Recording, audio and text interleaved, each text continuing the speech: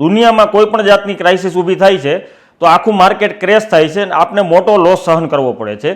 તો તેની જગ્યાએ જો આપણે આ સોલારમાં ઇન્વેસ્ટમેન્ટ તરફ વળીએ તો સોલારના ઇન્વેસ્ટમેન્ટમાં તમારે વન ટાઈમ ઇન્વેસ્ટમેન્ટ કરવાનું છે. વન ટાઈમ ઇન્વેસ્ટમેન્ટ કરો એમાં તમારે મિનિમમ 25% તમારું પોતાનું ઇન્વેસ્ટમેન્ટ આવે. 75% સુધી બેંક તમને લોન સરળતાથી આપે છે અને એ બી ઓછા વ્યાજ દર, એટલે કે 8 થી 9% વ્યાજ દરે.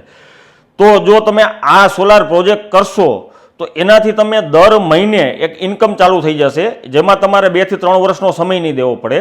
અને બેંકનું જે તમને લોન આપે છે એ લોન તમે 15 વર્ષ સુધી ભરો તોય તમને બેંક કોઈ દી એમાં ઉપાધિ નથી કરતી કે તમે 15 વર્ષ સુધી ગમે ત્યારે એ લોન પૂરી કરી શકો છો. એમાંય તમારે કોઈ ફાસ્ટ પૂરી કરવાની જરૂર નથી હોતી. એટલે તમે મેક્સિમમ તમે પ્રોજેક્ટ ચાલુ કરશો એટલે મેક્સિમમ પ્રોજેક્ટ ઊભો કરતાં 2 મહિના જેવો સમય લાગે. તો 2 મહિનામાં તમે જે ઇન્વેસ્ટમેન્ટ કરો છો એનું 2 મહિના પછી જો તમને વળતર મળવાનું શરૂ થઈ જતું હોય તો કોઈ પણ બિઝનેસ આપણે કરતા હોય એ તો કરતા જ હોય છે, પણ સાથે જો સોલારમાં ઇન્વેસ્ટમેન્ટ કરીને સોલારનો બિઝનેસ કરીએ તો એમાં કોઈ ખોટું નથી.